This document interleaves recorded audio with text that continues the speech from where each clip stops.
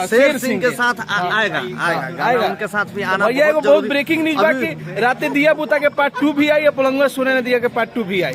नमस्कार प्रणाम भोजपुरिया जहान और आप सब देख रहे बन पीछे भोजपुरी गाना के शूटिंग चल रहा बा। म्यूजिक प्ले हो गई तब थोड़ा बन गया था सुमित सिंह चंद्रवंशी के गाना के शूट चल रहा बा। देख सकते हैं आप लोग राते दिया बुता के पिया पांडे जी का बेटा ये तमाम सुपर हिट गाना दिले बड़े उनकर गाना के शूट अभी चल रहा बा सुमित सिंह चंद्रवंशी के।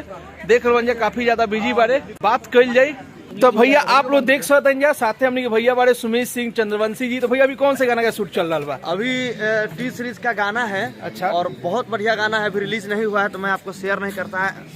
और कब तक गाना मतलब हमने देखे के मिली?